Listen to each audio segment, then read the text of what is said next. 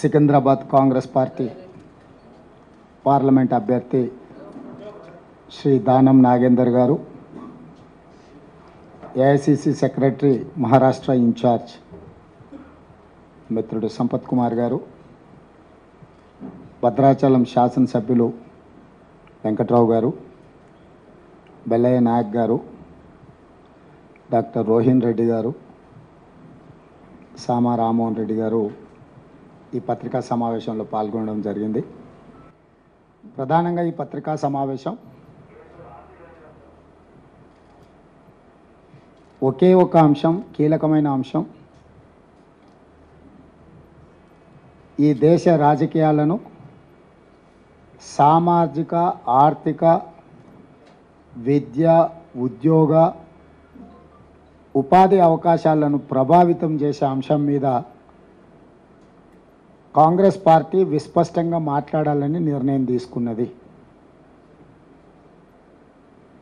రాజకీయాలలో ఎజెండాలు కానీ, ఎన్నికలలో ఆయా పార్టీలు అధికారంలోకి వస్తే తీసుకోబోయే నిర్ణయాలు కానీ, సంక్షేమం విషయంలో, అభివృద్ధి విషయంలో, నిధుల కేటాయింపు విషయంలో ప్రజల ముందు ఎన్నికల మేనిఫెస్టోని పెట్టి ప్రజాభిప్రాయాన్ని, ప్రజల యొక్క తీర్పును కోరడం అనేది మన ఎన్నికల ప్రక్రియలో ఒక విధానం.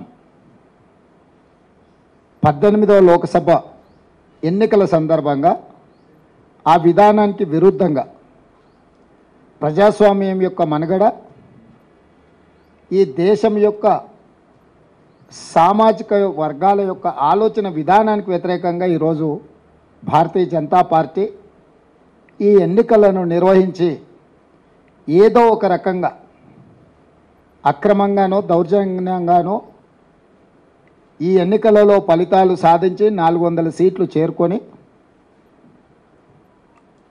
రాజ్యాంగం యొక్క ప్రాథమిక సూత్రాల మీదనే దాడి చేయాలని కంకణబద్దులై ఈరోజు నరేంద్ర మోడీ గారు, అమిత్ షా గారు దేశం నలుమూలల తిరుగుతూ అన్ని రకాల వ్యవస్థల్ని, సంస్థల్ని వినియోగించి దాడి చేస్తున్నారు ముప్పేట. ఈ అంశాలను పరిగణలోకి తీసుకున్న తర్వాతనే కాంగ్రెస్ పార్టీ ఒక స్పష్టమైన ఆరోపణ భారతీయ జనతా పార్టీ మీద చేస్తున్నది. ఆ అంశానికి నరేంద్ర మోడీ గారు, అమిత్ షా గారు ఇప్పటివరకు సమాధానం చెప్పలేదు. జేపీ నడ్డా గారు కూడా పార్టీ యొక్క విధానాన్ని ఇప్పటికీ చెప్పడం లేదు. ఆనాడు డాక్టర్ బాబాసాహెబ్ అంబేద్కర్ గారి నేతృత్వంలో రచించిన రాజ్యాంగంలో రిజర్వేషన్లను 3 విధాలుగా చేర్చడం జరిగింది. 1 రాజకీయపరమైన రిజర్వేషన్, 2 ఉద్యోగ నియామకాలలో రిజర్వేషన్, 3 విద్యలో రిజర్వేషన్. ఈ 3 రకాలైన రిజర్వేషన్లను రాజ్యాంగము ఎస్సీ ఎస్టీలకు ప్రాథమిక హక్కుగా ఇవ్వడం జరిగింది. వీటితో పాటు 15% ఎస్సీ రిజర్వేషన్ను, 7.5% ఎస్టీల రిజర్వేషన్లను కూడా కేటగారికల్గా వాళ్ళకి ఇవ్వాల్సిన శాతాన్ని దేశం యొక్క జనాభాను దృష్టిలో పెట్టుకొని ప్రాథమికంగా ఒక అంచనాకు వచ్చి ఈ రిజర్వేషన్లను అమలు మొదలు పెట్టడం ఆనాడు కాంగ్రెస్ పార్టీ ఈ నిర్ణయం తీసుకున్నది. విద్యా ఉద్యోగాలలోనే కాకుండా ఎస్సీ ఎస్టీలకు రాజకీయపరమైన రిజర్వేషన్లను కూడా చట్టసభలలో వాళ్ళ ప్రాతినిధ్యం ఉండాలని శాసనసభలో, లోక్సభలో ఈ రిజర్వేషన్లను అమలు చేస్తూ వచ్చింది. 1978లో ఆనాటి రాష్ట్రపతి గారు బీసీ, ఓబీసీలకు కూడా రిజర్వేషన్లు ఇవ్వాలన్న ఆలోచనతోటి బీపీ మండల్ నేతృత్వంలో మండల్ కమిషన్ ఏర్పాటు చేయడం జరిగింది.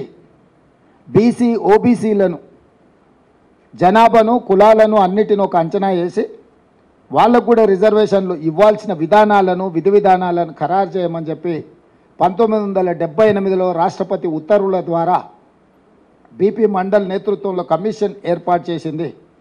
బీపీ మండల్ కమిషన్ దేశంలో దాదాపుగా 3000 పైగా కులాలను, ఉపకులాలను, ప్రాంతాలను ఎన్నో రకాలుగా సమాచారాన్ని సేకరించి చివరగా 1990లో 27% బీసీ, ఓబీసీ రిజర్వేషన్లను అమలు చేసే నిర్ణయాన్ని వీపీ సింగ్ గారు తీసుకోవడం జరిగింది.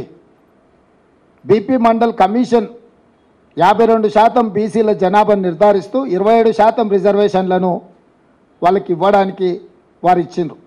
ఆ కమిషన్ నివేదికను విపి సింగ్ గారు ప్రధానమంత్రి ఉన్నప్పుడు 1990లో దాన్ని అమలు చేస్తూ ఉత్తర్వులను జారీ చేయడం జరిగింది. ఆనాడు ఆర్ఎస్ఎస్ అనుకూలమైన వర్గాలు ఈ రిజర్వేషన్లను వ్యతిరేకిస్తూ పూర్తి స్థాయిలో దేశంలో ఉన్నత వర్గాలకు అండదండగా నిలబడి వెన్నుదన్నుగా నిలుచుని మండల్ కమిషన్కు వ్యతిరేకంగా దేశం మొత్తము ఒక ఉధృతమైన ఉద్యమానికి పరోక్షంగా నాయకత్వం వహించిండ్రు. అదే సందర్భంలో న్యాయస్థానంలో కూడా వీటిని సవాల్ చేస్తే న్యాయస్థానము 9 మంది జడ్జిలతో కూడుకున్న ధర్మాసనము మండల్ కమిషన్ ఇచ్చిన తీర్పును ఆమోదిస్తూ ఎస్సీలకు 15%, ఎస్టీలకు 7.5%, 22.5% పోను 27% విద్యా ఉద్యోగాలలో బీసీ ఓబీసీలకు రిజర్వేషన్లు ఇవ్వండి అని తీర్పు ఇవ్వడమే కాకుండా వర్టికల్గా 50% మించకూడదు అనే నిబంధనను కూడా ఆ రోజు ఇంద్రసాహాని వర్సెస్ యూనియన్ ఆఫ్ ఇండియా కేసులో స్పష్టమైన తీర్పు ఇవ్వడం జరిగింది.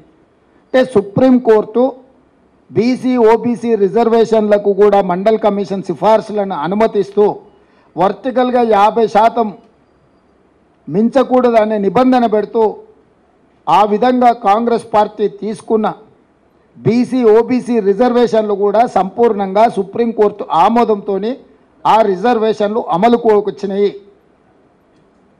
బీసీ ఓబీసీలకు చట్టసభలల్లో రాజకీయపరమైన రిజర్వేషన్లు లేవు, కానీ ఎస్సీ ఎస్టీలకు ఏ రకంగా అయితే విద్యా ఉద్యోగాలలో రిజర్వేషన్లు ఉన్నాయో బీసీ ఓబీసీలకు కూడా ఆ రిజర్వేషన్లు అమలు జరిగినాయి.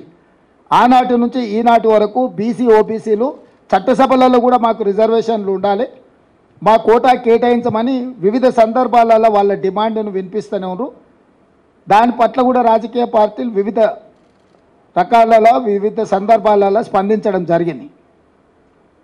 ఇప్పుడు ఎందుకు ఈ అన్ని అంశాలను కాంగ్రెస్ పార్టీ ప్రస్తావిస్తుంది అని అంటే, రాహుల్ గాంధీ గారు భారత్ జోడో యాత్ర సందర్భంగా ఈ దేశంలో 50% పైగా ఉన్న బీసీసీ ఓబీసీకి సంబంధించిన ప్రతినిధులు ప్రజలు రాహుల్ గాంధీ గారికి విజ్ఞప్తి చేసింది. 50% వర్టికల్ రిజర్వేషన్ లిమిట్ను తొలగించాలి, మా జనాభా దామాషా ప్రకారము మాకు రిజర్వేషన్లు కల్పించాలి, అప్పుడే మా సామాజిక ఆర్థిక పరిస్థితి మెరుగుపడుతుంది, వీటన్నిటిని కూడా అమలు చేయాలని వాళ్ళందరూ కూడా రాహుల్ గాంధీ గారికి విజ్ఞప్తి చేయడం జరిగింది. ప్రజలలో తిరిగి కన్యాకుమారి నుంచి కశ్మీర్ వరకు పాదయాత్ర చేసి 150 రోజులు 4000 కిలోమీటర్ల పాదయాత్రలో రాహుల్ గాంధీ గారు ప్రజల నుంచి వచ్చిన డిమాండును సూచనను దృష్టిలో పెట్టుకొని స్పష్టంగా ఏ రాష్ట్రంలో మా ప్రభుత్వం ఉంటే ఆ రాష్ట్రంలో తప్పకుండా మేము బీసీ జనాభాలను లెక్కించి నిధుల కేటాయింపుల్లో రిజర్వేషన్ల విషయంలో చట్టం చేస్తామని చెప్పిండు. కేంద్రంలో అధికారం వచ్చిన ఎంబడే బీసీ జనాభాను లెక్కించి ఓబీసీ జనాభాను లెక్కించి 50% పరిమితానికి లోబడిన రిజర్వేషన్లను కూడా తొలగించి 50% పైబడి కూడా బీసీ ఓబీసీలకు కూడా రిజర్వేషన్లు కల్పించడమే కాకుండా ఎస్సీ ఎస్టీలు ఎంత జనాభా ఉన్నారో అంత జనాభా ప్రాతిపదికన వాళ్ళకు కూడా రిజర్వేషన్లు ఇస్తాము అని చెప్పి రాహుల్ గాంధీ గారు చెప్పినారు. దాంట్లో భాగంగానే భారతదేశం యొక్క ఎక్స్రే అంటే ఒక మనిషిని ఎక్స్రే తీస్తే లోపల ఏమేమి ఉన్నాయో అన్నీ చూడడానికి వైద్యుడికి అవకాశం ఉంటుందో భారతదేశం యొక్క ఎక్స్రే తీసి జనాభాను లెక్కించి జనాభా దామాషా ప్రకారం ఎస్సీ ఎస్టీ బీసీ ఓబీసీ రిజర్వేషన్లు అమలు చేయడమే కాకుండా నిధులను కేటాయిస్తామని చెప్పి ఒక స్పష్టమైన విధానాన్ని రాహుల్ గాంధీ గారు చెప్పడం జరిగింది. ఇది మా విధానం. మరి ఇప్పుడు బీజేపీ విధానం ఏంది? 1925లో ఆర్ఎస్ఎస్ను మొదలుపెట్టినప్పుడు వాళ్ళు ఒక నిర్ణయం తీసుకున్నారు. 100 సంవత్సరాల లోపు ఈ దేశాన్ని హిందూ దేశంగా ప్రకటిస్తామనేది ఒక నిర్ణయం. స్వతంత్రం వచ్చిన తర్వాత కాంగ్రెస్ పార్టీ అమలు చేస్తున్న రిజర్వేషన్లను రద్దు చేసి రిజర్వేషన్లు లేని దేశాన్ని ఏర్పాటు చేస్తామనేది రెండవది. ఈ రెండు విషయాలలో అన్ని రకాలుగా వాళ్ళు ఒక ప్రయత్నం చేస్తున్నారు. మూడవది, ఈ మధ్యలో నరేంద్ర మోడీ అమిత్ షాకు తోడైనరు ఇద్దరు, అదానీ అంబానీ. వీళ్ళు కార్పొరేట్ పెట్టుబడిదారులు. ఆనాడు ఈ దేశాన్ని ఆక్రమించుకోవడానికి ఈస్ట్ ఇండియా కంపెనీ మొట్టమొదట గుజరాత్ సూరత్లో ప్రవేశించింది. సముద్రం పక్కన సంసారం మొదలుపెట్టిన ఈస్ట్ ఇండియా కంపెనీ అక్కడి నుంచి కొంచెం కొంచెంగా జాతుల మధ్యలో, ప్రాంతాల మధ్యలో వైరం సృష్టించి రాజ్యాలను ఆక్రమించి అఖండ భారతదేశాన్ని మొత్తాన్ని తమ గుప్పిట్లో పట్టుకొని కొన్ని వందల సంవత్సరాలు ఈస్ట్ ఇండియా కంపెనీ బ్రిటిష్ సామ్రాజ్యాన్ని ఏర్పాటు చేసుకున్నారు. ఇవాళ అదే సూరత్ నుంచి బయలుదేరిన అదానీ ఈనాటి ప్రధానితో కలిసి రిజర్వేషన్లను రద్దు చేసే కుట్రకి ఆర్ఎస్ఎస్ 1925 మొదలుపెట్టినప్పుడు 100 సంవత్సరాలు ఏదైతే టార్గెట్ పెట్టుకున్నారో 2025కు 100 సంవత్సరాలు పూర్తి కాబోతుంది. 2025 లోపల రాజ్యాంగాన్ని సమూలంగా మార్చి ఆర్ఎస్ఎస్ భావజాలంతో రాజ్యాంగాన్ని సవరించాలన్న ఆలోచనతోటి ఈరోజు అమిత్ షా, నరేంద్ర మోడీ గారు దేశ సార్వభౌమాధికారం మీద దాడి చేస్తున్నారు. రాజ్యాంగాన్ని సమూలంగా మార్చాలని కంకణం కట్టుకొని, రాజ్యాంగాన్ని మార్చాలి అంటే 2/3 మెజారిటీ కావాలి అంటే 3/2 మెజారిటీ వాళ్ళ సొంతంగా ఉంటే ఇక మిగతా ఇతర రాష్ట్రాలలో శాసనసభలో తీర్మానాన్ని బెదిరించైనా ఆమోదింపజేయడానికి అన్ని రకాలుగా ప్రణాళికలు రచించి ఈరోజు ఎన్నికల బరిలో దిగి 400 సీట్లు గెలుస్తాము, 400 సీట్లు కావాలి అంటున్నారు. ఇస్ బార్ 400 పార్ అనేది ఎందుకు అని అంటే రాజ్యాంగాన్ని పూర్తిగా సమూలంగా మార్చివేసి రిజర్వేషన్లను రద్దు చేసి ఈ భారతదేశాన్ని రిజర్వేషన్ రహిత దేశంగా మార్చాలన్న ఆలోచనతోటి ఈరోజు వాళ్ళు మన మీద దాడి చేస్తున్నారు. నరేంద్ర మోడీ, అమిత్ షా ఈ దేశ మూలవాసులైన దళితులు, గిరిజనులు, బీసీ, ఓబీసీల మీద సర్జికల్ స్ట్రైక్ చేస్తున్నారు. ఈ సర్జికల్ స్ట్రైక్కి ఈ ఎన్నికలను క్షేత్రంగా వాళ్ళు ఈరోజు నిర్ణయం తీసుకున్నారు. దేశం అత్యంత ప్రమాదం వైపు వేగంగా ప్రయాణం చేస్తుంది. రాజ్యాంగం యొక్క మూల స్తంభాలైన రిజర్వేషన్ల ప్రక్రియ నుంచి సోషల్ ఫ్యాబ్రిక్ని అంతా కూడా దెబ్బతీసి ఈరోజు ఈ రకమైన కుట్ర జరుగుతుంది. ఈ కుట్రను తిప్పికొట్టడానికి మేము ప్రయత్నం చేస్తుంటే రాహుల్ గాంధీ గారి మీద అమిత్ షా, నరేంద్ర మోడీ గారు అసలు ఏ రకమైన దాడులు చేస్తున్నారంటే కాంగ్రెస్ పార్టీ అధికారంలోకి వస్తే హిందువుల ఆడబిడ్డల మెడలో ఉన్న తాలి పుస్తలు కూడా గుంజుకుంటారు, మీ ఆస్తులను గుంజుకొని ఇతరులకు పంచిపెడతారు, మీకు 2 ఇళ్ళు ఉంటే 1 ఇల్లు గుంజుకుంటారు. ఇట్లాంటి విచక్షణారహితమైన ఆరోపణలు చేయడమే కాకుండా బాధ్యతారహితంగా ఒక ప్రధానమంత్రి, కేంద్ర హోంశాఖ మంత్రిగా ఈరోజు వాళ్ళు మాట్లాడుతున్నారు. ఈ భారతదేశంలో ఎక్కడైనా సాధ్యమవుతుందా? తండ్రి ఆస్తి కొడుక్కి ఇవ్వాలంటే కూడా తండ్రి విరాసత్ ఇస్తే తప్ప ఆస్తుల బదిలీ జరగడం లేదు. అన్నదమ్ముల ఆస్తుల పంపకాలలో కూడా పెద్ద మనుషుల ముందు సరైన విధంగా పంపకాలు జరిగి సబ్ రిజిస్ట్రార్లో రిజిస్ట్రేషన్ చేస్తే తప్ప అన్నదమ్ముల ఆస్తుల పంపకాలు కూడా జరగడం లేదు. పూచిక పుల్లైనా నయా పైసైనా చట్టబద్ధంగా బదిలీ చేస్తే తప్ప, ఒప్పుకొని ఒప్పంద పత్రాల మీద సంతకాలు పెడితే తప్ప ఈరోజు బదిలీ ప్రక్రియ ఈ దేశంలో జరగదు. ఇంత పకడ్బందీగా చట్టాలను రాసి డాక్టర్ బాబాసాహెబ్ అంబేద్కర్ గారు ఎవరు కష్టార్జితం వాళ్ళదే, ఎవరు సంపాదించింది. నిన్ననే సుప్రీంకోర్టు ఒక మాట చెప్పింది, భార్య ఆస్తి కూడా, భార్య సంపాదించిన ఆస్తిని భర్త ఏదైనా అత్యవసరంగా వాడుకుంటే కూడా మళ్ళీ భర్త తిరిగి భార్యకి ఇవ్వాల్సిందే. భార్య ఆస్తి మీద భర్తకి ఎలాంటి అధికారం లేదని నిన్నగాక మన సుప్రీంకోర్టు, నిన్నగాక మన న్యాయస్థానాలు స్పష్టమైన తీర్పు ఇచ్చినాయి. అంటే భార్య ఆస్తిని కూడా భర్త తీసుకోవడానికి చట్టంలో అనుమతి లేదు. ఒకవేళ తీసుకోవాలనుకుంటే కూడా భార్య అనుమతి తీసుకోవాలి, మళ్ళీ భార్య అడిగినంబడే వెనక్కి ఇవ్వాలని ఇంత స్పష్టమైన నిబంధనలు మన న్యాయస్థానాలు చెప్తుంటే ఈరోజు రిజర్వేషన్లను రద్దు చేయాలన్న కుట్రలో భాగంగా కాంగ్రెస్ మీద రాహుల్ గాంధీ గారి మీద విష ప్రచారం చేసి ప్రజల్ని తప్పుదోవ పట్టించి ఎన్నికల్లో 400 సీట్లు గెలవాలి అని వాళ్ళొక వికృత రాజకీయ క్రీడకు తెరలేపినరు. ఈరోజు మేము స్పష్టమైన ఆరోపణ చేస్తున్నాం. ఆర్ఎస్ఎస్ భావజాలాన్ని, ఆర్ఎస్ఎస్ యొక్క మనువాద సిద్ధాంతాన్ని భారతీయ జనతా పార్టీ అమలు చేయడానికి రిజర్వేషన్ రహిత దేశంగా ప్రకటించడానికి 400 సీట్లు కోరుకుంటున్నారు. అందుకు ఆర్ఎస్ఎస్కు బలమైన కారణాలు ఉన్నాయి.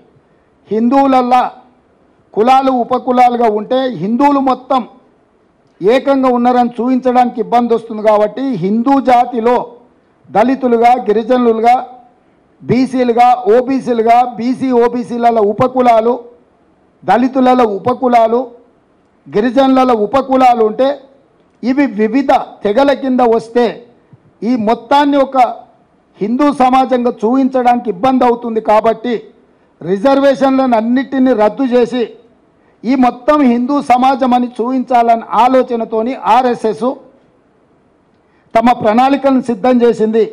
ఆర్ఎస్ఎస్ యొక్క ప్రణాళికను బీజేపీ అమలు చేస్తుంది.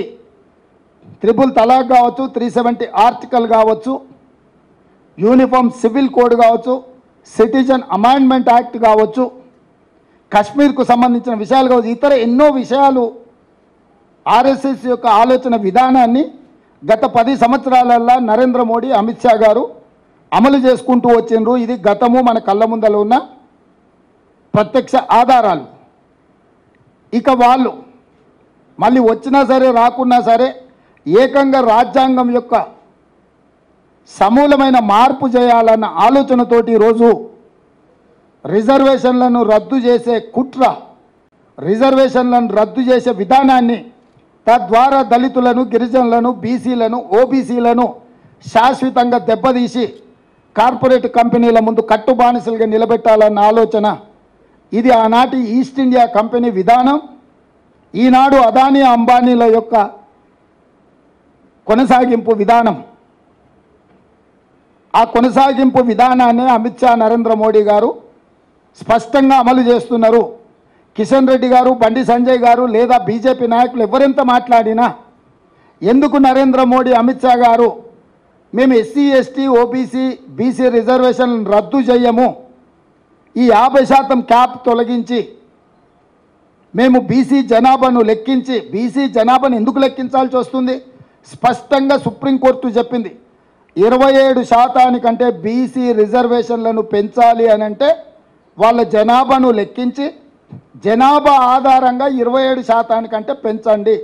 టోటల్గా వర్టికల్గా 50% మీరు పైకి పెంచాలి అంటే ఎస్సీ, ఎస్టీ జనాభా ఉన్నది, మిగిలిన బీసీ జనాభాను, ఓబీసీ జనాభాను లెక్కించి ఆ లెక్కల ప్రకారం మీరు 50% పైన రిజర్వేషన్లు పెంచడానికి అవకాశం ఉందని సుప్రీంకోర్టు చెప్పింది.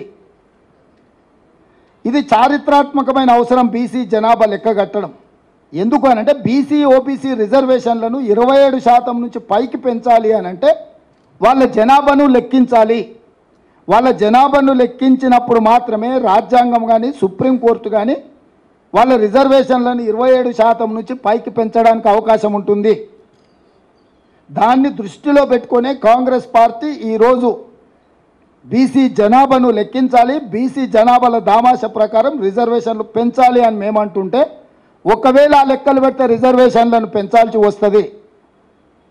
మేము రిజర్వేషన్ల రద్దు విధానానికి ఇది విఘాతము అని చెప్పి ఈరోజు బీజేపీ కుట్ర చేసి బీసీ జనాభాను లెక్కించకుండా ఈ దేశంలో ఉన్న అన్ని రిజర్వేషన్లను రద్దు చేయాలని కుట్ర జరుగుతుంది. ఎక్కడ కూడా ఈరోజు వరకు ఏ రాష్ట్రంలో కూడా నరేంద్ర మోడీ గారు, అమిత్ షా గారు ఎస్సీ, ఎస్టీ, బీసీ, ఓబీసీ రిజర్వేషన్లు రద్దు చెయ్యము, వాళ్ళ జనాభా దామాష ప్రకారం రిజర్వేషన్లు పెంచుతామని ఎక్కడ కూడా మాట్లాడడం లేదు. ఈరోజు మేము చేసే ఆరోపణ మీద కూడా ఎక్కడ కూడా వాళ్ళిద్దరు స్పందించడం లేదు. స్థానిక నాయకులు ఏదేదో కల్లిపల్లి కబుర్లు చెప్పుకుంటా తిప్పుకుంటూ వచ్చి ఏదో ఒక విధంగా ఈ ఎన్నికల్లో బయటపడితే చాలన్న విధంగా ఆపద మొక్కులు మొక్కుతున్నారు. ఇవాళ కిషన్ రెడ్డి గారే కాదు, ఈటల రాజేందర్ గారు కూడా ఒక్క మాట మాట్లాడతలేడు. లెఫ్ట్ భావజాలం అన్నాడు, తానేదో పోరాటాలు చేసిన అన్నాడు. ఇవన్నీ బాగానే ఉన్నాయి. ఈరోజు జరుగుతున్న దాడి మీద, రాజ్యాంగాన్ని మార్చే విధానం మీద ఎందుకు కిషన్ రెడ్డి గారు, ఈటల రాజేందర్ గారు, బండి సంజయ్ గారు మాట్లాడడం లేదు అంటే వాళ్ళకి తెలుసు స్పష్టంగా వాళ్ళ పార్టీ యొక్క విధానం. ఎంతసేపు ఉన్నా తప్పించుకోవాలన్న ఆలోచనలే ఉన్నారు తప్ప ఇది తప్పు, ఈ రిజర్వేషన్లను మేము రద్దు చేయము, మేము నరేంద్ర మోడీతో అమిత్ షాతో చెప్పిస్తామని ఎందుకు చెప్పడం లేదు? నిన్నటికి నిన్న సిద్దిపేటకి అమిత్ షా గారు వచ్చారు, ఎందుకు ఒక్క మాట అయినా మాట్లాడిండా? వారు రాకంటే ముందు నుంచే మేము స్పష్టమైన ఆరోపణ చేస్తున్నాం. ఒక రాష్ట్ర ముఖ్యమంత్రిగా, పార్టీ అధ్యక్షుడిగా స్పష్టమైన నిర్దిష్టమైన ఆరోపణ బీజేపీ మీద నేను చేస్తున్నా. ఈ రాష్ట్రానికి వచ్చే ఏ బీజేపీ నాయకుడైనా మొట్టమొదట ఉన్న రిజర్వేషన్లను రద్దు చేయము, జనాభా లెక్కించి బీసీ ఓబీసీ రిజర్వేషన్లు పెంచుతామని ఎందుకు బీజేపీ చెప్పడం లేదు? సరే, వీళ్ళు ఒక రకం. చంద్రశేఖరరావు ఈ విషయాన్నే మాట్లాడతలేడు. ఆయన ప్రపంచంలో అన్నీ మాట్లాడుతున్నాడు. అమలాపురం నుంచి అమెరికా వరకు మాట్లాడుతున్నాడు, చంద్రమండలం నుంచి చింతమడక వరకు మాట్లాడుతున్నాడు. కానీ బీజేపీ చేస్తున్న కుట్ర గురించి మాత్రం మాట్లాడతలేడు. రిజర్వేషన్లు రద్దు చేసే ఆలోచనను బీజేపీని ప్రశ్నించడం లేదు. గతంలోనే చంద్రశేఖరరావు గారు రాజ్యాంగాన్ని మొత్తం రద్దు చేసి కొత్తది రాసుకోవాలన్నాడు. ఎవరి ఆలోచన ఇది? రాజ్యాంగాన్ని రద్దు చేసి కొత్తది రాసుకునేది ఆర్ఎస్ఎస్ విధానమే కదా. ఇవాళ చంద్రశేఖరరావు స్వయంగా భావజాలానికి ప్రభావితమైందా, లేకపోతే జైల్లో ఉన్న బిడ్డకు బెయిల్ కోసము ఈరోజు ఎస్సీ ఎస్టీ బీసీ ఓబీసీ రిజర్వేషన్లను తాకట్టు పెట్టి బీజేపీకి సహకరిస్తున్నాడా? చంద్రశేఖరరావు గారు కూడా తన విధానాన్ని ప్రకటించాలి. నేను స్పష్టంగా సూటిగా చంద్రశేఖరరావును డిమాండ్ చేస్తున్నా, ఎస్సీ ఎస్టీ బీసీ ఓబీసీ రిజర్వేషన్లను రద్దు చేయాలన్న భారతీయ జనతా పార్టీ విధానం మీద బీఆర్ఎస్ విధానం ఏంది? ఒకవేళ మీ విధానము రిజర్వేషన్ల రద్దును వ్యతిరేకిస్తే మీ పోరాట కార్యాచరణ ఏంది? బీజేపీకి వ్యతిరేకంగా 100 రోజులైన మా ప్రభుత్వాన్ని దిగిపోవాలి, మా ప్రభుత్వాన్ని పడగొట్టాలని కార్యాచరణ ప్రకటించి బస్సు యాత్ర చేస్తున్నా అంటున్నావు కదా. 10 సంవత్సరాల అధికారంలో ఉండి ప్రజలందరినీ పీల్చి పిప్పి చేసి అక్రమ కేసుల ద్వారా ఈరోజు రాజ్యాంగాన్ని దెబ్బతీసే మోడీ మీద నీ పోరాట కార్యాచరణ ఎక్కడుంది? 5 ఏళ్ల కోసం ఎన్నుకున్న మా ప్రభుత్వాన్ని ఇప్పటికిప్పుడు దించేయాలని కేసీఆర్ గారు, కేటీఆర్ గారు, హరీష్ గారు అంటున్నారు. 10 ఏళ్ళు ప్రజల్ని మోసం చేసిన మోడీని దించడానికి మీ దగ్గర ఉన్న కార్యాచరణ ఏంది? 100 రోజులే అయిన మా ప్రభుత్వమా మీ టార్గెట్? 10 సంవత్సరాల నుంచి ప్రజల్ని వంచి దేశాన్ని దోసుకుని ప్రధానమంత్రి అయిన నరేంద్ర మోడీ గారు ఆనాడు 55 లక్షల కోట్ల రూపాయలు దేశం మీద అప్పు ఉంటే ఈరోజు 168 లక్షల కోట్ల రూపాయలు అప్పయింది. ఒక్క నరేంద్ర మోడీ గారు 10 సంవత్సరాలలో 113 లక్షల కోట్ల రూపాయల అప్పు తీసుకొచ్చిండు. 14 మంది ప్రధానమంత్రులు 67 సంవత్సరాలు చేసిన అప్పు 55 లక్షల కోట్లు అయితే 10 సంవత్సరాలలో ఒకే ఒక్క నరేంద్ర మోడీ దానికంటే 2 పైన అప్పు చేసిండు. ఒక్కసారైనా ఈ అప్పు ముప్పు గురించి కేసీఆర్ మాట్లాడాడు. ఎందుకంటే 69,000 కోట్ల రూపాయలతో ఉన్న తెలంగాణ రాష్ట్రం ఆయన చేతులు పెడితే ఆయన 7 లక్షల కోట్ల రూపాయలు అప్పు చేసిండు. ఇద్దరు ఒకే రకమైన విధానాన్ని అవలంబించడం ద్వారా రాష్ట్రాన్ని ఈయన అప్పుల కూపంలో నెట్టితే దేశాన్ని మొత్తం అప్పుల ఊపిలో మోడీ కూర్చేసిండు. ఇక వీళ్ళిద్దరు ఒప్పందం బెయిల్ కోసం అయితే నిన్నటికి నిన్న మేడ్చల్ ఎమ్మెల్యే స్పష్టంగా చెప్పిండు, మేము బీజేపీ గెలిపిస్తాం, బీజేపీ గెలుస్తుంది మల్కాజ్గిరిలో అని.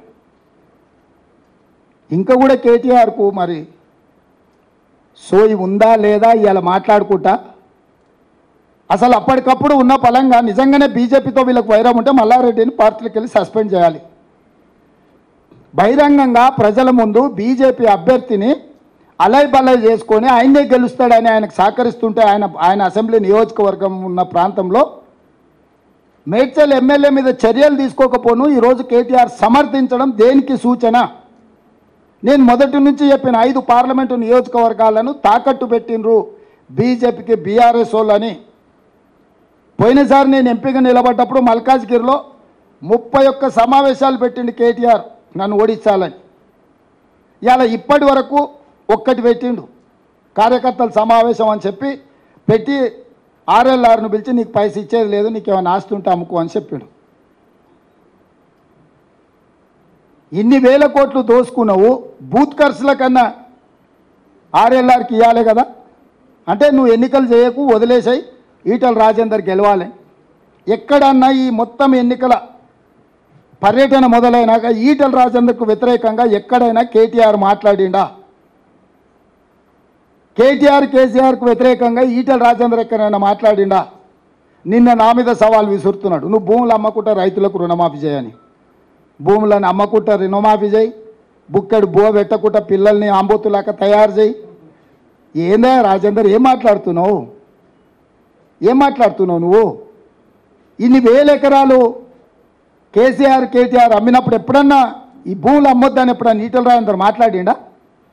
హైదరాబాదు చుట్టుముట్టూతా విలువైన వేలాది ఎకరాల భూముల్ని అమ్ముకోవడం, ఆక్రమించుకున్నప్పుడు రాజేందర్కి ఏ రోజు కూడా ఈ భూములు గుర్తురాలే. నేను ప్రజలకు మంచి చేద్దాము, ఏదేమైనా సరే మాకు అధికారం ఇచ్చిందే రైతు రుణమాఫీ చేయడానికి. 15 ఆగస్టు లోపల 2 లక్షల రూపాయల రుణమాఫీ చేస్తామని మేము కంకణబద్ధులమై కమిట్మెంట్తో మేము మాట్లాడుతుంటే, అరే ఆయన కష్టపడుతుంది కదా, చేస్తూ ఉంటుంది కదా, చేయని అనాల్సింది, అట్టెట చేస్తావు నువ్వు, భూములు అమ్ముతావా? అంటే ఎవరికి మద్దతు పలుకుతున్నాడు ఈటల రాజేందరు? అంటే చేయొద్దా, రైతులకు రుణమాఫీ చేయొద్దా? భూములు మీరే అమ్ముకుంటారా, మీరే గుంజుకుంటారా, మీరే ఆక్రమించుకుంటారా? దేవుడి భూములు ఆక్రమించుకున్నావా నీ మీద ఆయన అన్నాడు. ఇప్పటివరకు చర్యలు తీసుకోలే. కేసీఆర్ ధరణితోని 1000 ఎకరాలు ఆక్రమించుకున్నాడని రాజేందర్ అన్నాడు. ఆయన దాని మీద ఏం జోలి చెప్తలేడు, ఢిల్లీకి ఫిర్యాదు చేస్తలేడు. అందుకే నేను కేసీఆర్ను సూటిగా డిమాండ్ చేస్తున్నా, మల్కాజ్గిరిలో బీజేపీ అభ్యర్థి ఈటల రాజేందర్ను గెలిపించడానికి మీ మేడ్చల్ ఎమ్మెల్యే బహిరంగంగానే మాట్లాడిండు, గెలుస్తున్నాడని అభినందించిండు. తక్షణమే మీ మేడ్చల్ ఎమ్మెల్యే మీద చర్యలు తీసుకోండి. బీజేపీతో మీకు చీకటి ఒప్పందం లేకపోతే తెలంగాణ సమాజానికి నేను విజ్ఞప్తి చేస్తున్నా, వాళ్ళ ఒప్పందం బయటపడ్డది. అమాయకంగానో అత్యుత్సాహంగానో మేడ్చల్ ఎమ్మెల్యే ఉన్నది ఉన్నట్టు చెప్పిండు, కుండ వలగొట్టిండు. ఇక కేటీఆర్ గుండు వలగొట్టుడే మిగిలింది తెలంగాణ సమాజంలో. ఇంత స్పష్టంగా ఎన్నికలు దగ్గరకు వస్తుంటే మీ ఎమ్మెల్యే బీజేపీ అభ్యర్థిని నువ్వు గెలుస్తున్నావు అని అభినందించి అల్లై బల్లై చేసుకుంటే, షోకాజ్ నోటీస్ కూడా ఇవ్వకుండా, కనీసం వివరణ కూడా అడగకుండా ఆయన బీజేపీని ఓడిస్తా అని రంకెలేస్తున్నాడు. ఆయన మహబూబ్నగర్ పోయిందంట, తింటుంటేనే 2 సార్లు కరెంటు పోయిందంట. నువ్వేమన్నా బకాసూరు, నువ్వు అరనైనా రోజంతా తిననీకే? ఎంతసేపు తింటా? 10 నిమిషాలు 15 నిమిషాలు తింటాం తిండి తింటే. సేమ్ ఇట్లనే హౌల మాటలు మాట్లాడింది. సూర్యాపేటలో పోయి పార్టీ ఆఫీస్లో ప్రెస్ మీట్ పెట్టినప్పుడు కరెంటు పోయిందని. నేను మా అధికారులు అడిగితే వాళ్ళకి అధికారికంగా కనెక్షనే లేదు సార్, వాళ్ళు జనరేటర్ మీద ఉన్నారు, ఆ పొట్టైన జనరేటర్లో కట్టబెట్టినట్టున్నాడు, ఆగింది సార్ అని మా అధికారులు చెప్పాను. మరుక్షణం నేను విచారణకు ఆదేశించిన. సూర్యాపేటలో అట్లట్ల కరెంటు పోయిందని అడిగితే అసలు దాని కరెంటు కనెక్షన్ లేదని చెప్పారు. అంటే ఒక 10 ఏళ్ళు ముఖ్యమంత్రిగా పనిచేసి ఈరోజు ప్రధాన ప్రతిపక్ష నాయకుడు ఉన్న కేసీఆర్కి ఇంత అసహనం, ఇన్ని అబద్ధాలు ఎందుకు? ఏం కొట్టుకపోయింది, ఏం మునిగిపోయింది? ఏం అధికారం లేకపోతే సస్తమా? ఏమవుతుందా? ఊపిరాకి చచ్చిపోతావు?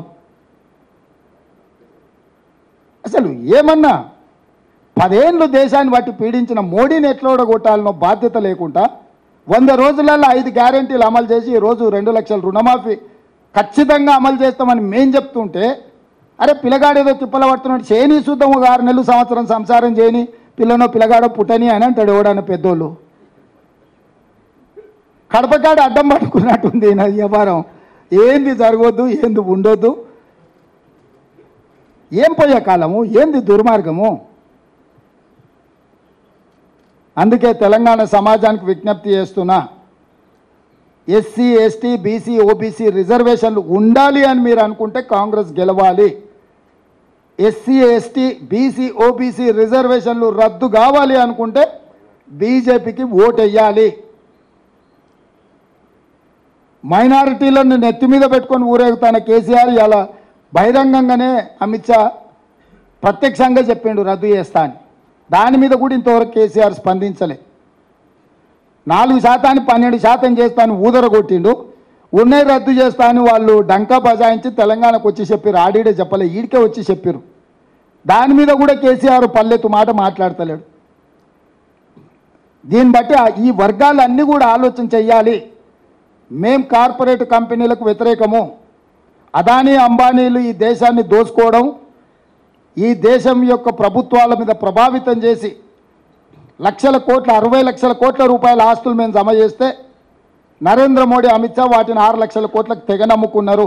బిఎస్ఎన్ఎల్ ఎల్ఐసి నుంచి మొదలు పెడితే రైల్వేస్ కానీ, ఎయిర్పోర్ట్లు కానీ, పోర్టులు కానీ, నేషనల్ హైవేస్ కానీ ఇవన్నీ కూడా మేము సంపాదించి పెడితే, తాత ముత్తాతల నుంచి స్థిరాస్తులను మేము చేసి పెడితే ఈరోజు పల్లి బఠానీలకు మోడీ అమిత్ షా అమ్ముకుంటున్నారు.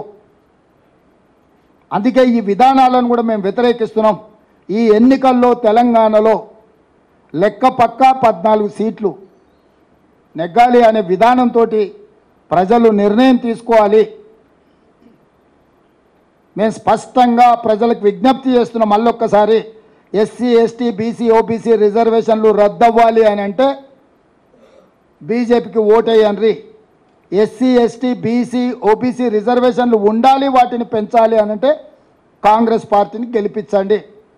ఉన్న వాటికి రక్షణ కల్పిస్తాం, కొత్త వాటిని పెంచి మీకు పంచిపెడతాం.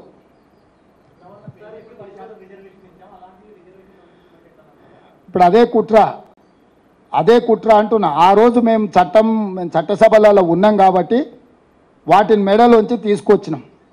ఈరోజు 400 సీట్లు వస్తే ఎవరితో అవసరం లేదు, రద్దు చేయాలనే విధానం. గతంలో కూడా 2 సార్లు బీజేపీ 13 నెలలు ఒకసారి, 5 సంవత్సరాలు ఒకసారి వాజ్పేయి గారు ఉన్నారు. ఆ రోజు ఈరోజు పోయినసారి రద్దు చేసినాం. ఎందుకు రద్దు చేయలే అంటే వాళ్ళ దగ్గర బ్రూటల్ మెజారిటీ ఉన్నప్పుడు వాళ్ళ రహస్య ఎజెండాను అమలు చేస్తారు. ఆ రహస్య ఎజెండాను ఒకవేళ నిజంగానే మీరు చెప్పిందే నిజం అనుకుందాం, ఎందుకు నరేంద్ర మోడీ అమిత్ షా దేశ ప్రజలకు మాట ఇస్తలేరు? బీసీ జనాభా లెక్క కడతాం, రిజర్వేషన్లు పెంచుతాం, బీసీ ఓబీసీలకు పంచుతామని ఎందుకు అమిత్ షా నరేంద్ర మోడీ చెప్పడం లేదు? ఇప్పుడు స్పష్టం కదా, నరేంద్ర మోడీ గారు అమిత్ షా గారు స్పష్టంగా వేదికల మీద నుంచి బీసీ జనాభా లెక్క కట్టి సుప్రీంకోర్టు తీర్పుకు అనుకూలంగా రిజర్వేషన్లు పెంచుతాం, పేదలకు పంచుతాం అని ఒక మాట చెప్తే అసలు ఈ అనుమానాలకే తావులేదు కదా. మీ ఎన్నికల మేనిఫెస్టోలో అన్న పెట్టాలి కదా. ఇది ఎన్నో విషయాలు ప్రస్తావించారు, అబద్ధాలన్నీ. ఎందుకు ఎన్నికల మేనిఫెస్టోలో పెట్టలేదు? పోనీ ఇప్పుడు చెప్పమని కిషన్ రెడ్డిని, బండి సంజయ్, ఈటల రాజేందర్ బీసీ జనాభా లెక్క కట్టి రిజర్వేషన్లు పెంచుతారా పెంచరా?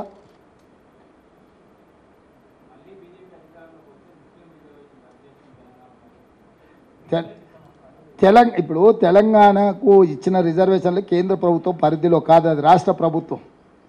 రాష్ట్ర ప్రభుత్వంలో 2004లో కాంగ్రెస్ అధికారంలోకి వచ్చినప్పుడే అమలు చేసిండ్రు. ఈరోజు కాంగ్రెస్ రాష్ట్ర ప్రభుత్వంలో ఉన్నది. ఇప్పుడు వాళ్ళు రద్దు చేస్తానే మొత్తం రిజర్వేషన్లనే, మొత్తానికే కొననాలికకు మంది అయితే ఉన్ననాలిక కూడా ఊడిపోయిందని మొత్తాన్ని మొత్తం కొట్టే ముందర ఇంక ఇదంతా ఏందనేది వాళ్ళు ఒకటొకటిగా రహస్య ఎజెండా బయట పెడుతున్నారు.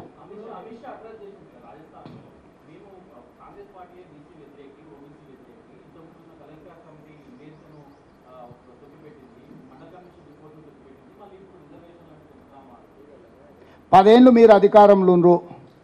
కాంగ్రెస్ పార్టీ మంచి చేసిందో చెడు చేసిందో ప్రజలు తీర్పిచ్చి నరేంద్ర మోడీ అమిత్ షా గారికి అధికారం ఇచ్చిండ్రు. వాటన్నిటిని మీరు అమలు చేస్తే అయిపోయిండే కదా. ఇప్పుడు ఈ చర్చ ఎందుకు? 10 సంవత్సరాలు బ్రూటల్ మెజారిటీ వాళ్ళ దగ్గర ఉండే, 300 పై సీట్లు వాళ్ళ దగ్గర ఉన్నాయి కదా. ఇన్ని బిల్లులను చట్టసభలో ఆమోదించుకున్న వాళ్ళు ఇప్పుడు ఏదైతే కాంగ్రెస్ మీద ఆరోపణలు చేస్తుర్రో వాటిని వాళ్ళు అమలు చేస్తే అయిపోయేది కదా. పోనీ అది కూడా పక్కన పెట్టు. ఈరోజు మీరే 3వ అధికారం వస్తుంది అంటున్నారు కదా. మీరు ఏమేమి అమలు చేస్తారో ప్రజలకు చెప్పండి. ఇప్పుడు ప్రతిపక్షంలో హోదా కూడా లేని మా మీద మీకెందుకు ఆరోపణ? మళ్ళీ కూడా రాదంటున్నారు కదా మీరు. వాళ్ళ లెక్క ప్రకారం కేసీఆర్ నరేంద్ర మోడీ లెక్క ప్రకారం మేము 40 సీట్లు దాటం. అవునా? ఇదే కదా వాళ్ళిద్దరు చెప్తున్నది. 40 సీట్లు దాటనలో మేమైతే అమలు చేయలేం కదా. 400 వచ్చే సీట్లు బీఆర్ఎస్ బీజేపీ 400 సీట్లు వచ్చినప్పుడు ఏమేమి అమలు చేస్తారో ప్రజలకు స్పష్టమైన హామీ ఇవ్వమంటున్నా నేను. మీ విధానాన్ని, మీ విధాన పత్రాన్ని ప్రకటించమని అడుగుతున్నాము.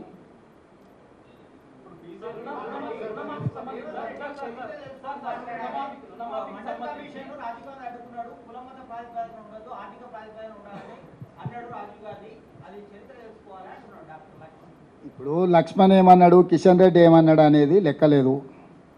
వాళ్ళు ఏంది దొడ్డి దగ్గర కాపలా ఉండేటోళ్ళే తప్ప లోపలికి పోయేటోళ్ళు కాదు. లోపల ఉన్నోళ్ళు ఏం చెప్తున్నారో లెక్కకు తీసుకోండి. లోపల ఉన్నోళ్ళు స్పష్టంగా రద్దు చేస్తామంటున్నారు. రద్దు చేయకపోతే లోపల పెత్తనం చలాయించే వాళ్ళతోని మీ విధానాన్ని ప్రకటింపజేయమని అడుగుతున్నాం మేము.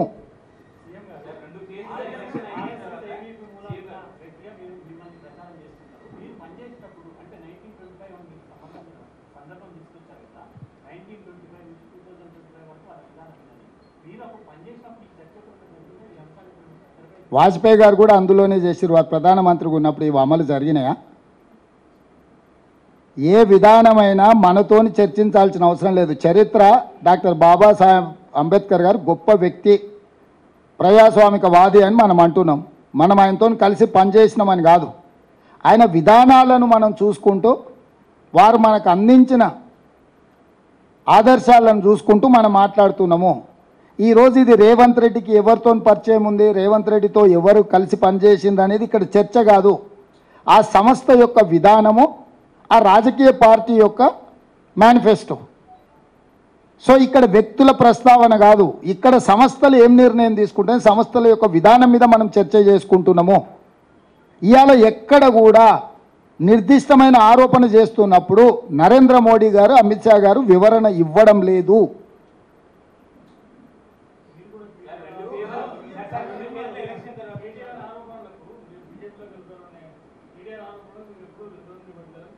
నేను కేటీఆర్ను అంత సీరియస్గా తీసుకొని నీకు ఎప్పుడో చెప్పిన మేనేజ్మెంట్ కోట వాడు పిల్లగాడు పొద్దుపోయినప్పుడు వచ్చినప్పుడల్లా ఏదో ఒకటి మాట్లాడతాడని. కేసీఆర్ మాట్లాడితే డెఫినెట్గా మాట్లాడతా.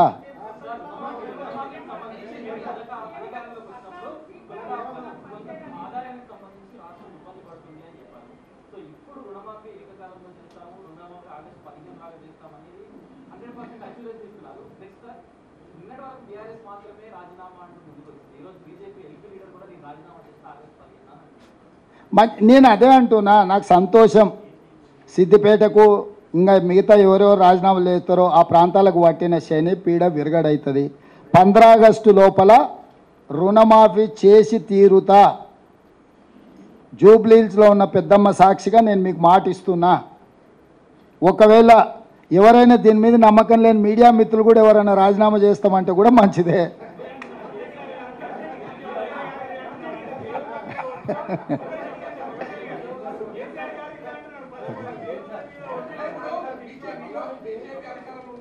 क्या हो रहा आशीष?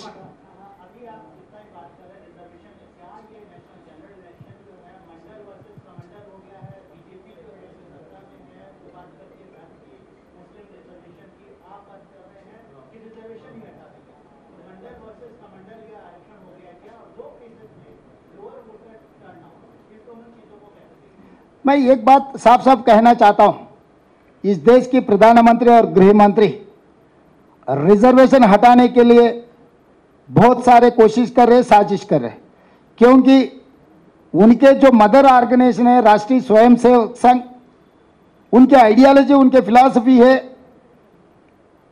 इस देश में बिना रिजर्वेशन इस देश को चलाने के लिए उन लोगों का सोचधारा है. इसीलिए आज वो आरएसएस के जितने भी ट्रिपल तलाक, 370 article, citizen amendment act, uniform civil code, जितने सारे उन लोगों का जो एजेंडा था पूरा इस लोकसभा में 16th एंड 17th लोकसभा में बिल्स पास किए नरेंद्र मोदी जी और अमित शाह. अब बच गए एक ही रिजर्वेशन हटाने का. वो 18 लोकसभा में 400 सीट जीतकर 2/3 मेजॉरिटी लेकर और रिजर्वेशन निकालने के लिए ये लोग इसीलिए आज पूरा देश में घूम घूम कर इस बार 400 पार. भाई सरकार चलाने के लिए आपको सिंपल मेजॉरिटी बस है 272. पिछले बार 300, 302, 303 मिला हुआ है. अभी 400 इसीलिए पूछ रहे हैं कि 2/3 मेजॉरिटी लेकर रिजर्वेशन हटाने के लिए. हम लोग सीधा सीधा भारतीय जनता पार्टी के ऊपर आरोप लगा रहे कि आप लोग रिजर्वेशन हटाने वाले हैं, इसीलिए बीसी ओबीसी जनता की गिनती आप खिलाफ कर रहे, क्योंकि मंडल कमीशन रिकमेंडेशन के हिसाब से supreme court 9 members bench constitutional bench ये जजमेंट दिया हुआ है, अगर 27% से ओबीसी बीसी रिजर्वेशन बढ़ाना है तो पहले जनाभा की गिनती करो, उसके बाद आप रिजर्वेशन बढ़ा दो। 50% वर्टिकल रिजर्वेशन से अगर आगे जाना है तो बीसी ओबीसी जनता को गिनती करने के बाद ही करने के लिए पाबंदी लगाया सुप्रीम कोर्ट ने। इसीलिए कांग्रेस पार्टी राहुल गांधी जी ये वादा किया, हर प्रदेश में कांग्रेस पार्टी सत्ता में है तो प्रदेश में हम बीसी ओबीसी का जनता गिनती करेंगे, केंद्र में सरकार बनाते ही पूरा ओबीसी बीसी का जनता गिनती कर कर वो हिसाब से हम रिजर्वेशन बढ़ाने के लिए वादा किए। इसीलिए भारतीय जनता पार्टी डर गए। जो आरएसएस का एक्चुअल आइडियोलॉजी जो शुरुआत की है 1925 में आरएसएस डॉक्टर केशवराव बलिराम हेगडेवर 100 इयर्स में इस देश को हिंदू देश बनाने का और आज़ादी मिलने के बाद जो रिजर्वेशन दिया हुआ है डॉक्टर बाबा साहेब अम्बेडकर, उसके बाद आरएसएस ने रिजर्वेशन हटाने का अमेंडमेंट कर लिए। 100 साल अभी 2025 पूरी होने वाले हैं, 100 साल के अंदर जो बात की है वो लागू करने के लिए आज कोशिश कर रहा है। इसीलिए इस देश जनता को जागरण होने का मौका आगे, ये काली सरकार बनाने के लिए सरकार चलाने के लिए कोशिश नहीं कर रहे, इस देश लूट कर अदानी अंबानी को बांटने के लिए कोशिश नहीं कर रहे, इस देश को और संविधान को बदलाने के लिए साजिश चल रहे। इसको रोकने का जिम्मेदारी हर नवयुवता के ऊपर है। इसीलिए हम लोग कोशिश कर रहे याद दिलाने के लिए इन लोगों के सोच धारा कैसे है, ये लोग आगे क्या करने वाले हैं। आप सब लोग सोचकर इस देश में क्या होने वाला है पूरा सोचकर आप वोट दे दीजिए। पोलिंग परसेंट, कभी भी पोलिंग परसेंटेज कहीं कम हो रहा बोले तो सरकार के ऊपर नाराज है तो लोग पोलिंग परसेंटेज, क्योंकि भरोसा टूट गए सरकार के खिलाफ, अगर लोग कुछ बोलना है तो पोलिंग परसेंटेज में दिखता है। इसीलिए मेरे ख्याल से जहां सेकंड फेज ऑफ पोलिंग जो कम हुई उसके जिम्मेदारी नरेंद्र मोदी अमित शाह उठाना है।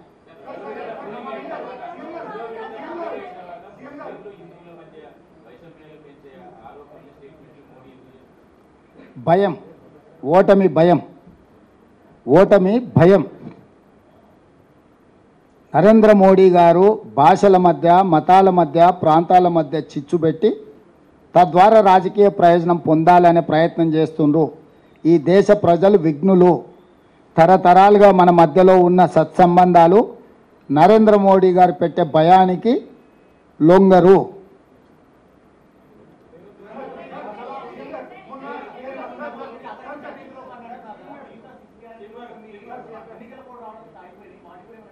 వచ్చే అసెంబ్లీలో బడ్జెట్ పెట్టేటప్పుడు టోటల్గా మన ఓటాన్ అకౌంట్ బడ్జెట్ పెట్టినాం, జనరల్ బడ్జెట్లో అన్ని వివరాలు మీతో చర్చిస్తాం.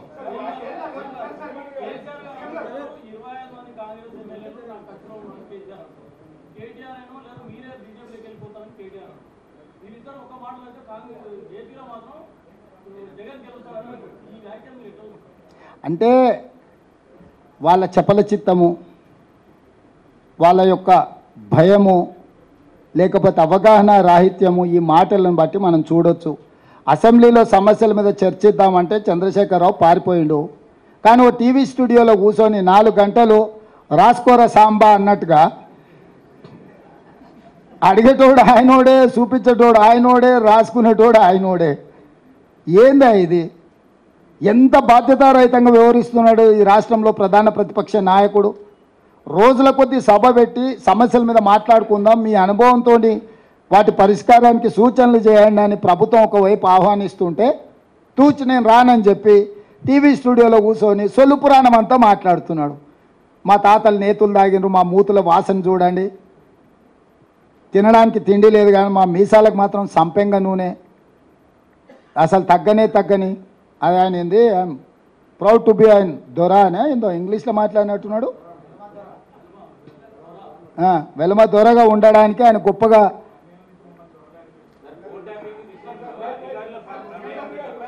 అదే చెప్తున్నా. దొరలని పిలుస్తుర్రు కాబట్టి బండకేసి కొట్టిర్రు, ఇంకా కూడా బల్పు తగ్గలే. మంచిది, అట్లనే కానీ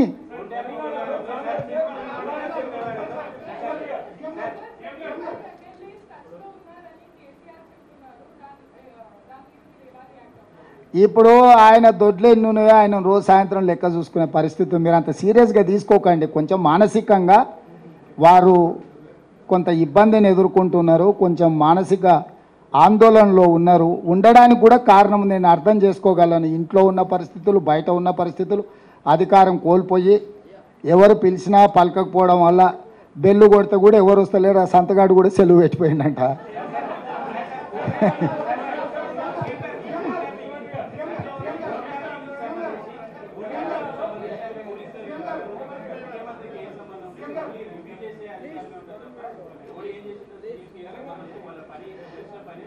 నాకు తెలియదు, ఇంకా దాని మీద పూర్తి వివరాలు నేను తీసుకోలేదు. తప్పకుండా ఆ వివరాలను కూడా బడ్జెట్ సమావేశాల సందర్భంగా విచారణ పూర్తి చేసి అధికారులు నివేదిక ఇచ్చిన తర్వాత మాత్రమే నేను మాట్లాడగలను. ఎందుకంటే బాధ్యత కలిగిన ముఖ్యమంత్రిగా హోంశాఖ కూడా నా దగ్గరనే ఉంది. విచారణ జరుగుతున్నప్పుడు అర్ధాంతరంగా ఆదరబాదరగా ఎవరి మీదనో ఆరోపణ చెయ్యాలనో ఎవరినో గందరగోళపరచాలన్న ఆలోచన నాకు లేదు. అధికారులు విచారణ చేస్తుర్రు. ఏం జరిగింది, ఏం జరగబోతుందని అధికారులు నాకు నివేదిక ఇచ్చే వరకు నేను ఎలాంటి స్పందన ఈ టెలిఫోన్ ట్యాపింగ్ విషయంలో చెప్పదలుచుకోలేదు.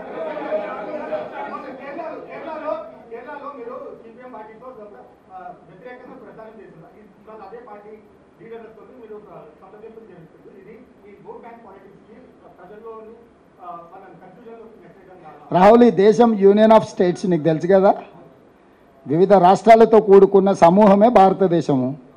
మరి వివిధ రాష్ట్రాల పార్టీకి వివిధ విధానాలు ఉంటాయి. అందుకే రాష్ట్ర శాఖ అధ్యక్షులు ఉంటారు కదా, దాని ప్రకారమే పనిచేస్తున్నా నేను.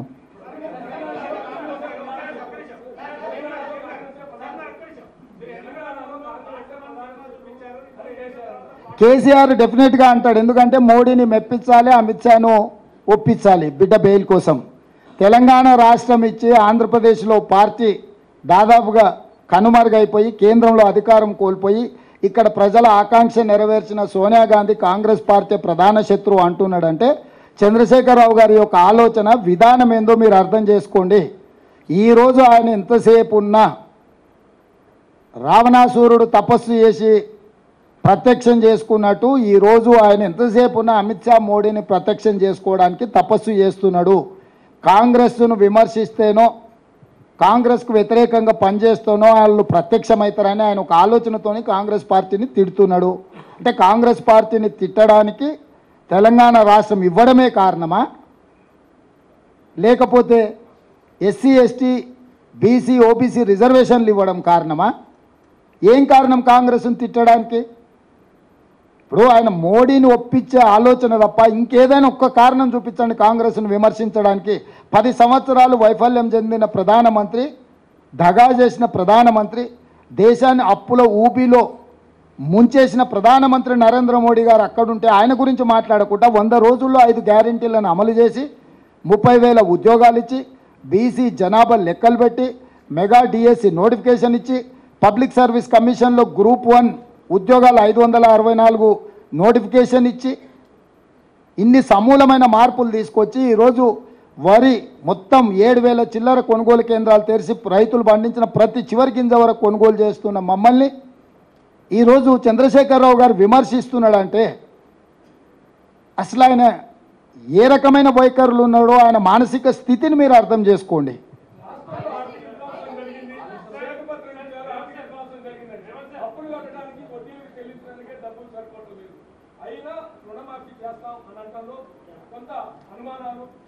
ఇప్పుడు నేను అధికారం చేపట్టినాడు డిసెంబర్ 7 తారీఖు నాడు 7 లక్షల కోట్ల అప్పుతో బయలుదేరినాము. ఆ రోజు నుంచి మొన్న 7 తారీఖు వరకు ఏప్రిల్ 1 వరకు 26,000 పైచిలకు కోట్ల రూపాయలు కేసీఆర్ చేసిన అప్పు కట్టినము. ఆర్థిక నియంత్రణ దుబారా తగ్గింపు ద్వారా పన్నులు రావాల్సిన వాటిని రాబట్టుకోవడం ద్వారా ఆర్థిక క్రమశిక్షణ, ఆ క్రమశిక్షణలో భాగంగానే ప్రభుత్వ ఉద్యోగులకు, పెన్షన్దారులకు అవుట్సోర్సింగ్, కాంట్రాక్టు ప్రతి ఒక్కరికి మొదటి తారీఖు నాడు జీతాలు ఇస్తున్నాము. ఆర్థిక క్రమశిక్షణను పాటించడమే కాకుండా రాష్ట్రం యొక్క ఆదాయాన్ని పెంచుకోవడం ద్వారా రుణమాఫీ ఎట్లా చేయాలనో నా దగ్గర పక్కడ్బందీ ప్రణాళిక ఉంది. 15 ఆగస్టు ఎంతో దూరం లేదు. 2014లో లక్ష రుణమాఫీ చేస్తాను, 2019 వరకు చేయలేదు. 2018లో ₹1,00,000 రుణమాఫీ చేస్తాను, 2024 వరకు కూడా చంద్రశేఖరరావు చేయలేదు. చంద్రశేఖరరావు లాంటి చరిత్ర నాది కాదు. నేను ఇప్పుడు కూడా మీ ద్వారా స్పష్టంగా చెప్తున్నా, పెద్దమ్మ తల్లి సాక్షిగా 15 ఆగస్టు లోపల రైతు రుణమాఫీ చేసి తీరుతా. నా ప్రణాళిక నాకున్నది, ఆర్థిక క్రమశిక్షణ నాకున్నది. అన్ని రకాల నిర్ణయాలు తీసుకుంటాము. ఆయన రాజేందర్ ఆర్థిక మంత్రి ఉండే అన్ని తెగ నమ్మిండు. అమ్మినప్పుడే ఆయనే ఉన్నాడు కదా. ఇవాళ ఆయన ఏందో శిల్క పలుకులు వలుకుతున్నాడు. ఇప్పుడు వాళ్ళు కాకూడదనే చూస్తున్నారు. రైతులను ముంచాలి, రైతులు ఆత్మహత్యలు చేసుకోవాలనేదే రాజేందర్ది, కేటీఆర్ది కోరిక. వాళ్లకు ఒక మంచి పని జరగాలని లేదు. పిల్లి శాపనార్థాలకు ఉట్టి తెగిపడదు అన్నట్టు వాళ్ళలాకి ఎంతసేపు దోపిడీ చేసి దొంగతనాలు చేసి వాళ్ళ ఆస్తులు పెంచుకోవాలనుకుంటున్నారు. మేము దోపిడీ చేయకుంటుంటే ఆటోమేటిక్గా రుణమాఫీ జరుగుతాయి. నేను నమ్మకంగా చెప్తున్నా.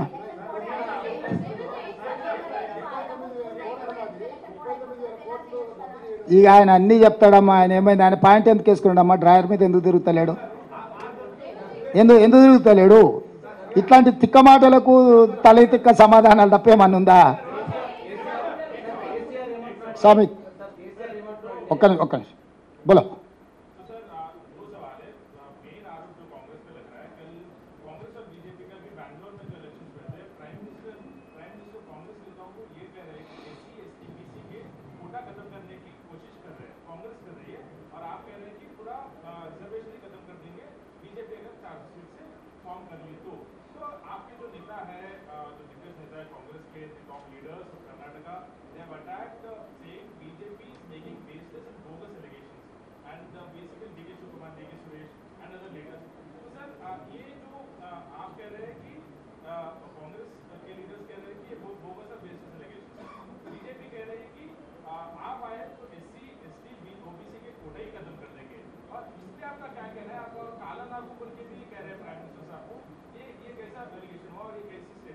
मैं साफ है हमारे सोचधारा हम इलेक्शन मैनिफेस्टो में हम दिखा दिए. मतलब आगे हमारे सरकार बने तो हम क्या करने वाले हैं सबके सामने हम लोग हमारा मैनिफेस्टो आपके सामने रख दिए. आप उसके आधार पर आप वोट देने के लिए सोचो. भारतीय जनता पार्टी ये बात नहीं कह रहा है, हमारे खिलाफ इल्जाम लगाने में लग गए, आरोप हमारे खिलाफ लगाने में लग गए. आपका सोचधारा क्या है, आपका इलेक्शन मैनिफेस्टो क्या है? पिछले 2 बार आप इलेक्शन मैनिफेस्टो दिया हुआ है, कुछ अमल हुआ क्या? तो Bharatiya Janata party hidden agenda के बारे में कुछ कह रहा ही नहीं, तो उल्टा इल्जाम लगा के चुनाव जीतने के लिए कोशिश करे. कर्नाटक में भी वही हुआ, मध्य प्रदेश में भी वही हुआ, राजस्थान में भी वही हुआ है. तो अमित शाह और नरेंद्र मोदी जी झूठ बोलकर इस बार चुनाव जीतने के लिए कोशिश कर रहा है.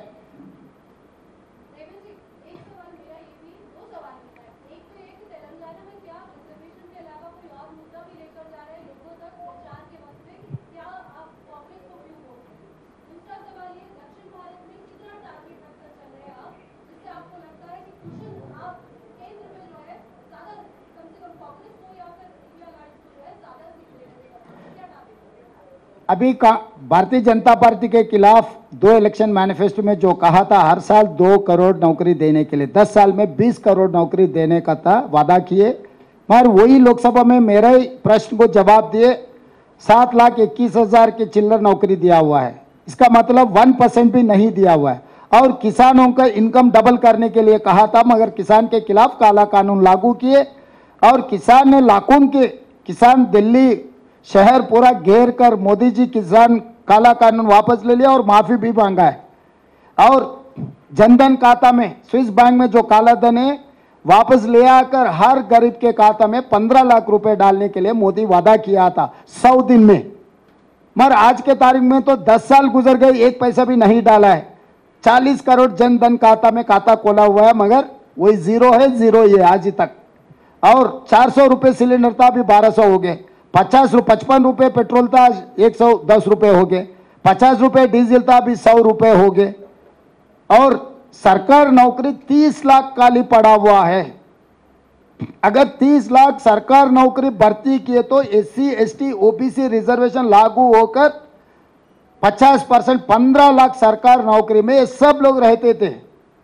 उन लोगों को नौकरी नहीं देना, रिजर्वेशन खत्म करने के बाद ही वो भर्ती करने के लिए आज साजिश चल रहे। इसीलिए मोदी जी सरकार नौकरी भी भर्ती नहीं किए। आज 30 लाख खाली पड़ा हुआ है। आपको भी मालूम है केंद्र सरकार में 30 लाख नौकरी खाली पड़ा हुआ है। साउथ के बारे में 130 केरला, तमिलनाडु, आंध्र प्रदेश, तेलंगाना, कर्नाटक एंड पुदुचेरी 130 सीट है। ये सबसे केरला में 0, तमिलनाडु में 0, आंध्र प्रदेश में मिले तो 1 नहीं तो 0, कर्नाटक में मिलेगा 10-12, तेलंगाना में 2-3 मिलते, शायद वो भी मिलते नहीं मिलते। 130 में ज़्यादा से ज़्यादा 10 से 15 भारतीय जनता पार्टी को मिलने वाले हैं। बाकी का इंडिया अलायंस को 100 के ऊपर सीट मिलने वाले हैं साउथ से। आप हिसाब किताब देखो, मैं बोलने का कोई ज़रूरी नहीं है। तो साउथ इंडिया से कांग्रेस पार्टी इंडिया अलायंस को 100 के ऊपर सीट मिलने वाले हैं। और राजस्थान में भी कल चुनाव हुआ था, क्या हाल है आप देखो। तो इसीलिए इस बार नरेंद्र मोदी जी हार मानना ही पड़ेगा। जैसा केसीआर दिसंबर में हार मान लिए, पहले वो भी यही कह रहा था 100 सीट जीतने वाले हैं। मैं बोला था वो गिरने वाले हैं, आपने यकीन नहीं किए, हो गया। अभी 400 बोल रहे मोदी जी, देखेंगे कहाँ के रुकेगा उनका गाड़ी।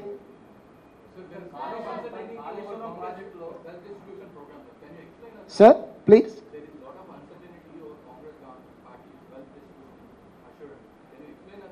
Yeah, why not? It's a simple philosophy. Whatever government in India is getting income, we wanted to distribute poorest of the poor. That is what our policy. We are not going to take any individual property.